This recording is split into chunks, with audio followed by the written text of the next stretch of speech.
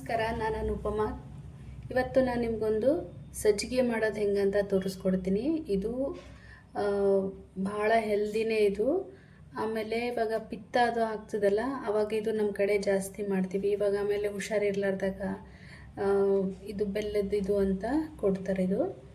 ಆಮೇಲೆ ಡೆಲಿವರಿ ಆದಾಗೂ ಇದನ್ನು ಮಾಡೋದು. ಇದು ಭಾಳನೇ ಸುಲಭ. ಹೆಂಗೆ ಮಾಡೋದಂದರೆ, ಒಂದು ಬಟ್ಲು ರವೆ ಅದು, ಇದು ದಪ್ಪಂದು ಗದಗ ರವೆ ಅಂತೀವಿ, ಬನ್ಸಿ ರವಾನು ಅಂತಾರೆ.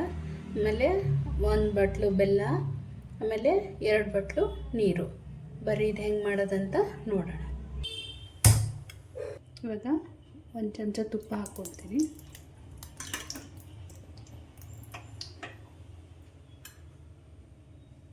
ಇದಕ್ಕೆ 1 ಬಟ್ಲು ರವೆ,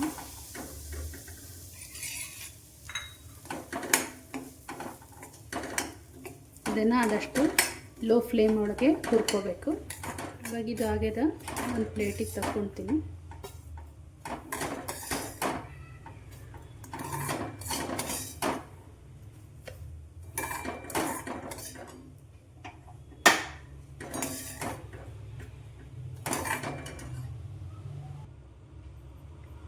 ಈಗ ನೀರು ಹಾಕ್ಕೊಳ್ತೀನಿ.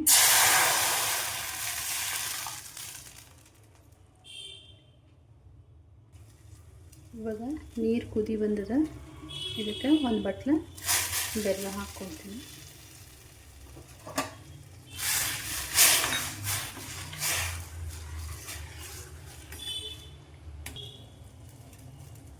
ಇದು ಬೆಲ್ಲ ಎಲ್ಲ ಕರಗ್ಯದ.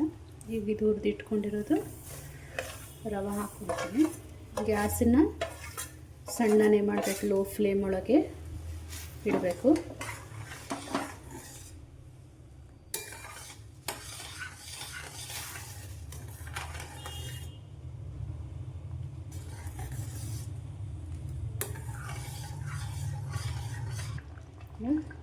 ಸ್ವಲ್ಪ ಹೊತ್ತು ಲಿಡ್ ಕ್ಲೋಸ್ ಮಾಡಿ ಮುಚ್ಚಿಡ್ತೀನಿ.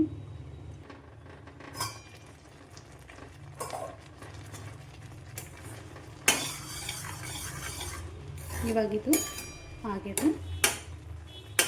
ಗ್ಯಾಸ್ ಆಫ್ ಮಾಡಿ 1 ನಿಮಿಷ ಲಿಡ್ ಕ್ಲೋಸ್ ಮಾಡಿಡ್ತೀನಿ.